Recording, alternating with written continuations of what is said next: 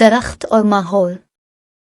हरीम के वालिदैन मुलाजमत पेशा थे। इसका ननियाल करीब था, इसलिए वो अपने नाना नानी के घर रहती थी। वहीं करीबी स्कूल में वो 9वीं जमात में पढ़ती थी। हरीम के नाना तालीम याफ्ता इंसान थे। एक दिन उन्होंने हरीम को परेशान सा देखा तो इससे पूछा, आज तुम चुपचाप एक तरफ बैठी हो, क्या बात है?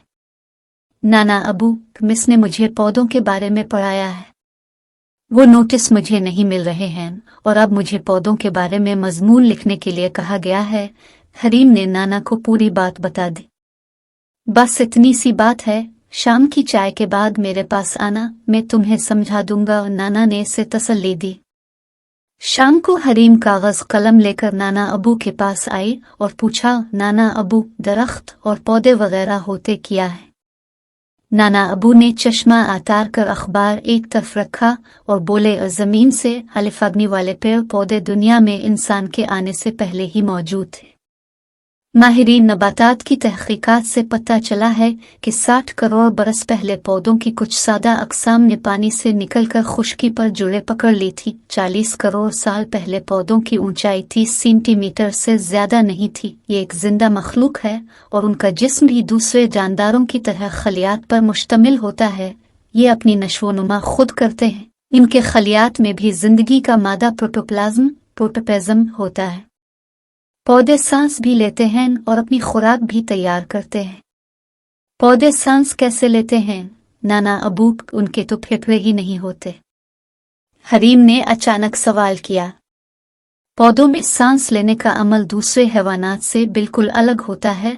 ये पत्तों के जरिए सांस लेते हैं। हैवानात को जिंदा रहने के लिए ऑक्सीजन की जरूरत है। वो ऑक्सीजन लेकर कार्बन डाइऑक्साइड पैदा करते हैं, जबकि पौधे दिन में कार्बन डाइऑक्साइड जज्ब करके ऑक्सीजन खारिज करते हैं।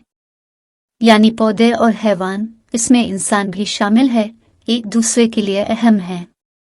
नाना अबू, शायद इसीलिए हमें बताया जाता है और हुकूमत भी जोर देती है कि ज्यादा से ज्यादा दरख्त लगाई जाएं ताकि हमें साफ ऑक्सीजन मिलती रहे। नाना अबू ने कहा, हाँ, और ये ऑक्सीजन लेकर हम जो कार्बन डाइऑक्साइड अपने फेफड़ों से खारिज करते हैं, दरख्त इसे जज्ब कर लेते हैं। एक नन्हे से बीज से इतना बड़ा पौधा कैसे बन जाता है? नाना अबू, कितनी हैरत की बात है ना? हरीम ने हैरान होकर पूछा। ये अल्लाह की कुदरत है बेटी। एक बीज से पेड़ पौधों की जिंदगी का आगाज होता है, लेकिन ये बीज इस वक्त तक बेकार है जब तक इसे मुनासिब मिकदार में पानी और हसब ज़रूरत सूरज से हरारत न मिले। इसके अलावा बीज की नमू आम तौर पर तारीकी में बेहतर तौर पर होती है। बीज अपने मखसूस दर्जा हरारत से फूटते हैं। यही वजह है कि मौसम सरमा और मौसम गर्मा की फसलें, फल, सब्जियां वगैरह अलग होती हैं। नाना अबू, एक बार मिस ने बताया था कि पेड़ पौधे माहौल को साफ रखते हैं, यानी आलूदगी से बचाते हैं। हरीम ने बताया। हाँ, आज के दौर में इंसान आलूदगी के खौफ से परेशान है। ये आलमी मसला है, लेकिन इंसान का अपना पैदा करदा है। लकड़ी और रिहायशी जगह हासिल करने के लिए तेजी से जंगलात काटे जा रहे हैं। इसलिए फिजा में ऑक्सीजन की कमी की वजह से कार्बन डाइऑक्साइड की मिकदार बढ़ रही है, जिससे फिजाई तवाज़ुन बिगड़ रहा है। दरख्त जिस अमल से अपनी खुराक तैयार करते और ऑक्सीजन पैदा करते हैं, उसे ज़ियाई तालीफ फोटोसिंथेसिस कहा जाता है। ज़ियाई तालीफ का मतलब सूरज की रोशनी को खुराक में तब्दील करना है, और ये काम सिर्फ पेड़ पौधे ही कर सकते हैं। इस अमल के लिए 4 चीज़ों को ज़रूरत होती है, यानी पानी, कार्बन डाइऑक्साइड, सूरज की रोशनी और पेड़ों में पाए जाने वाला सब्जीना। इनके नुमायां सब्ज़रंग की वजह से उसे ये नाम दिया गया है, जिसे क्लोरोफिल भी कहा जाता है।